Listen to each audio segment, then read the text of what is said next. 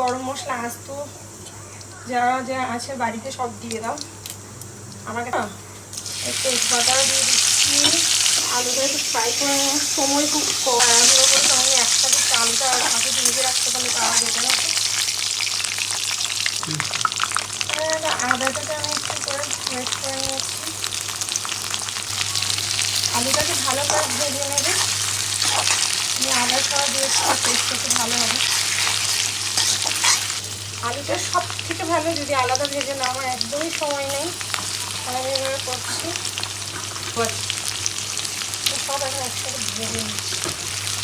আমি এঁচোড় আর হচ্ছে একটু ছোলার ডাল গতকাল রাতে ভিজিয়ে রেখেছিলাম, দুটো একসাথে সেদ্ধ করে রেখেছি। এখন জাস্ট এগুলোকে দিয়ে আমি আদা রসুন নুন দিয়ে একটু সেদ্ধ করে রেখেছি, তোমরা চাইলে গ্রাইন্ড করতে পারো। সব কিন্তু ভালো করে ভেজে ভালো করে মশলা কষাবো, তাহলেই কাঁঠালের। আমি আন্দাজ বুঝে মশলা দিচ্ছি, একটু হলুদের গুঁড়ো দিয়ে দিচ্ছি, একটু তোমার জিরের গুঁড়ো দিয়ে দিচ্ছি। জিরের গুঁড়োটা ঘরেই করা। এইবার এটাকে এরকম করে একটু করে এবার আমি একটু জল দিয়ে মশলাটা কষিয়ে নেবো। মশলাটা কিন্তু ভালো করে কষাতে হবে, এটাই হচ্ছে এঁচোড় বানানো। যাদের কাছে রান্নাটা কঠিন মনে হচ্ছে, তোমরা শুধু মাংসের মতো বলতে চিকেনের মতো রান্না করবে, তাহলে দেখবে খুবই টেস্টি হবে। আমার মশলা প্রায় কষে এসেছে। এবার আমি বয়েল করা এঁচোড় আর ছোলার ডালটা এখানে আমি দিয়ে দেবো। দেখো এঁচোড়টা আর ছোলার এই যে ডাল ছোলাটা একটু থেতো করে দেবো,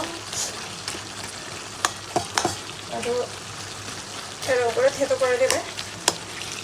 জলও একটু এখন আর একটু জল দেবো, আর একটু জল দিয়ে এটাকে সেদ্ধ হতে দেবো ঝোলের সাথে। নামানোর আগে তোমার হচ্ছে গরম মশলার গুঁড়ো আর ঘি দিয়ে দেবো। আমি গরম মশলা অ্যাড করে নিচ্ছি, গুঁড়ো গরম মশলা। এভারেস্টের গরম মশলা খুব ভালো লাগে। অনেকটা পরিমাণে আমি সুগার অ্যাড করছি, কেউ চাইলে গুড় অ্যাড করে নিতে পারো।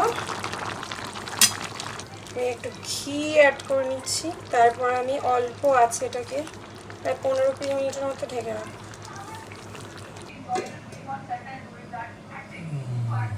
এঁচোড় কমপ্লিট, বাকিটা খেয়ে দেখতে হবে কেমন হয়েছে।